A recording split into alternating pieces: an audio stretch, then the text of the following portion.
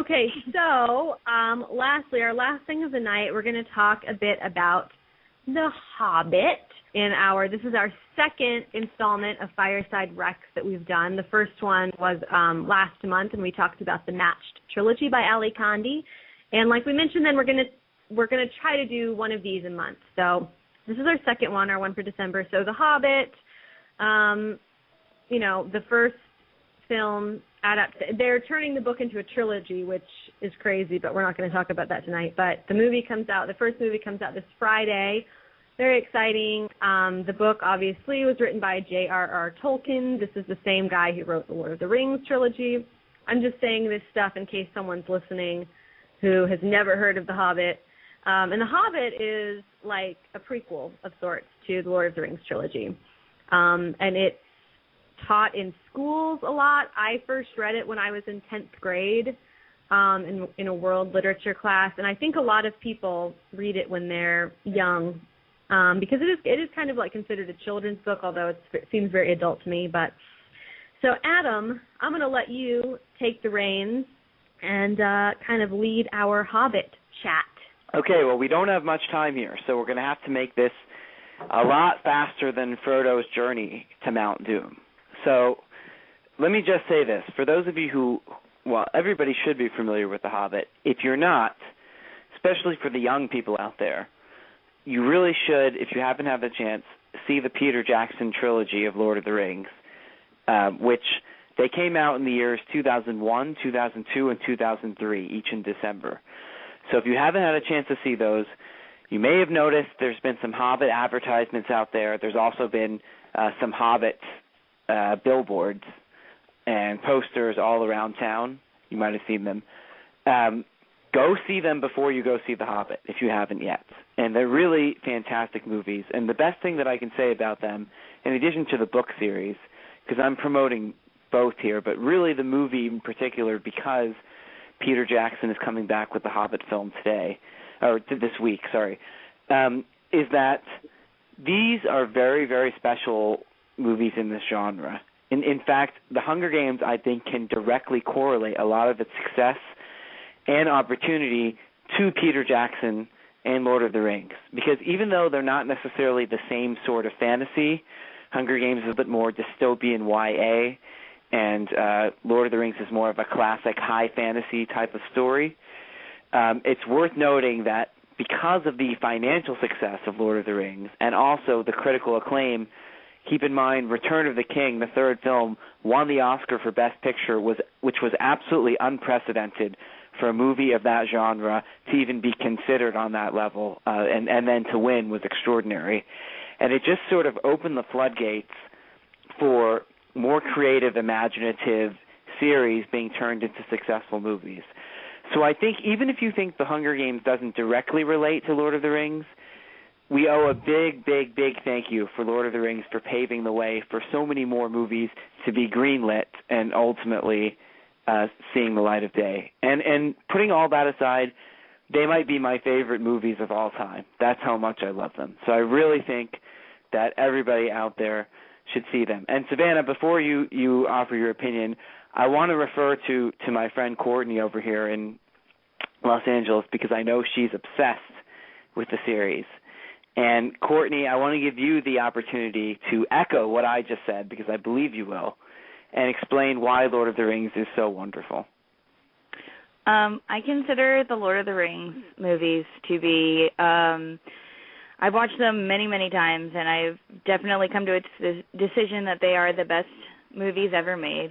Peter Jackson is the perfect model of what a director should be and what passion, drives him. And he's mixed practical effects with like crazy state-of-the-art visual computer imagery to just make everything look so real. And he also honors the books incredibly. And actually, they're considered to be the best adaptations ever made. However, if you've read the books, you realize how different they are.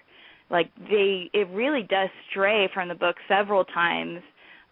Like, for example, the Shylah scene is actually in the Two Towers book, and it gets put in Return of the King, yet it's still considered to be, like, the best adaptation ever made. And I really feel that whenever I'm seeing, things in the Hunger Games honored the text, I am immediately thinking of Lord of the Rings, how Lord of the Rings it is.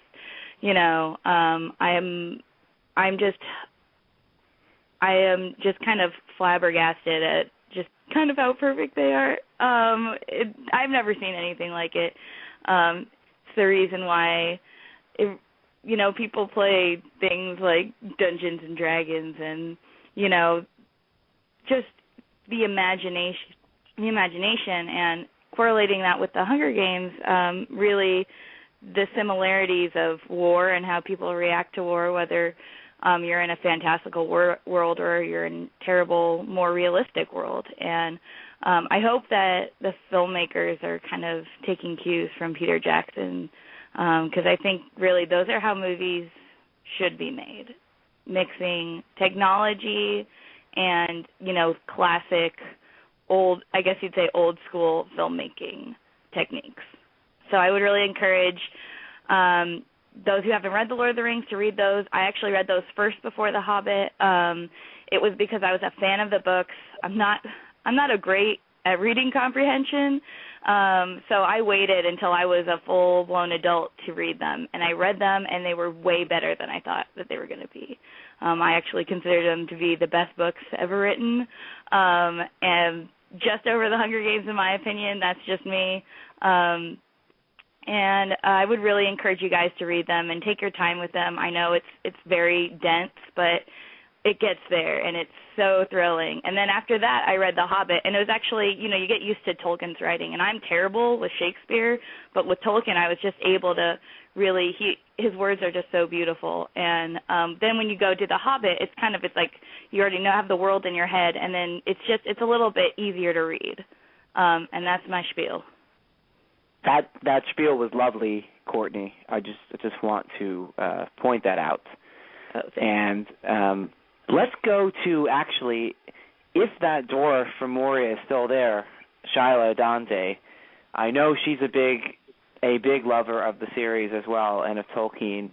Shylah, do you have any words you'd like to share about why you'd recommend this series, books or movies? And also, if you want to add anything about the Hunger Games in relation. I read The Hobbit, 1,000 years ago now. I actually read it out loud to my little sister while we were on one of those long family car trips.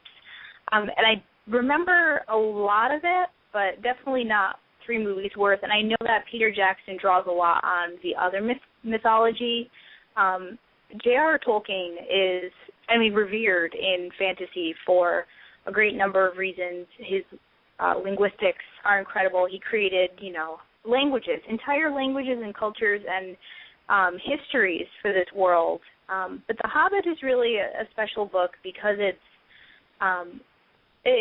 for people who like fantasy, and I know that this is the Harry Potter generation that we're primarily speaking to, but before J.K. Rowling, had Harry walk into her brain on the train, The Hobbit was really that gateway for kids into the world of fantasy. And, we're kind of in this awesome Renaissance age right now, and that's all attributed to The Hobbit, from people like J.K. Rowling, who I believe was influenced by Tolkien, all the way through, more adult-centric pieces of fantasy like the Song of Ice and Fire series. George R.R. Martin, I think, reads the Lord of the Rings trilogy once a year just because they're that good and that fundamental. It really is aside from the Bible, the first fandom, out there. It was the Lord of the Rings fandom. So it's really the granddaddy of them all. The Hobbit is a great book. It's going to be interesting, especially for people who might not be as familiar with Tolkien and have only seen the Lord of the Rings trilogy on film, because The Hobbit really is, it was written first, and it really is more for children. And I think that might be shocking for people who have really seen this reverence and seriousness that Peter Jackson took with the Lord of the Rings trilogy, because it is definitely deserved. There's a lot of heavy subject matter and a lot of heavy topics covered in that trilogy, but The Hobbit is a lot more playful, and I think that's going to be reflected in the movies. So that'll be interesting, because usually we go from light to dark in a film franchise, and we're kind of going backwards with Lord of the Rings.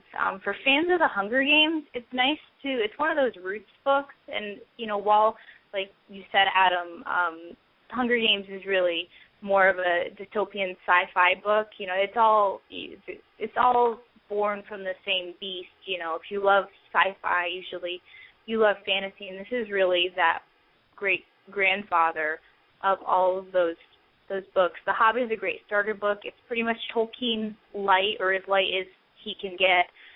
So it's a nice gateway into that world. And if you like high fantasy, there's the Lord of the Rings trilogy, but there's a ton of great authors who have been born and kind of liberated from the mass market appeal of Tolkien and of Peter Jackson's films. So they're great. If you have 12 hours on your hands, watch all the extended cuts of the movies, because they're definitely worth it. We did it all in one day a few years back, myself and some friends, and by the time Return of the King comes around, you're just like, I don't care, throw Frodo in the mountain, just end it now. But it's a really cool experience to take that long cinematic journey all at once, or in little pieces. But watch the whole extended cuts, because they're amazing. Okay, great. Can I just say, Shylah, I totally agree with you. I just want to say one comment about the extended editions, especially the third movie.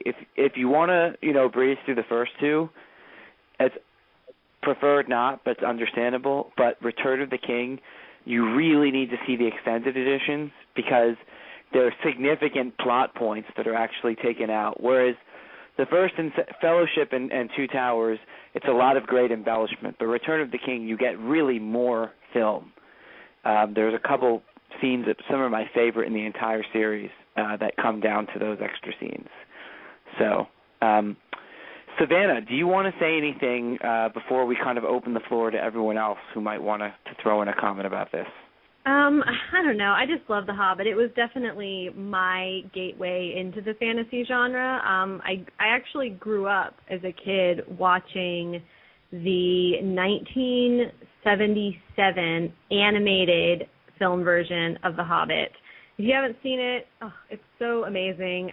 The animation studio was Topcraft, and actually when Topcraft dissolved, a lot of the animators went on to Studio Ghibli. I never know how to pronounce that, but so if you're a fan of the Miyazaki movies and stuff, I don't know, the animation is just really, really cool. And I know it's 1970s, but it's awesome. But yeah, I used to watch that over and over and over again when I was a little kid. I was obsessed with it. But I didn't read the book, like I said, until I was in 10th grade, and we read it in my English class, and I just fell in love with it. So, there's for me, there's this kind of sense of nostalgia attached to The Hobbit, because it's something that, I really experienced when, as a youngster. But yeah, I just want to say, if you haven't read The Hobbit, if you're totally unfamiliar with it, I think if you are a fan of the Hunger Games series, I really think that you will like The Hobbit. Because obviously they're incredibly different, but they also have a lot of similarities. Both of them are about, personal growth and both a figurative and a literal journey. And they're both about a hero, one person really going on this journey to becoming a hero. It's The Hobbit is about Bilbo Baggins, and at the start, he's just this kind of ordinary, conservative hobbit who's, never been outside of his hometown, and he is sort of thrust into this, much bigger, often very scary world, which is kind of like what Katniss goes through in a sense. Their journeys are obviously very different, but there are a lot of similarities. So, yeah, that's really all I have to say. I'm really, really, really thrilled for the movie, or really excited for the movie. I'm thrilled about the cast. I love Martin Freeman. I think he's amazing. I'm also, Adam, I keep forgetting that Richard Armitage is in this. I'm a big Richard Armitage fan, and he's playing one of the, he's playing kind of, I guess you could say, the main dwarf character, Thorin Oakenshield. So I'm pumped about the movie, thrilled about the cast, love the story. I think Hunger Games fans will really like it.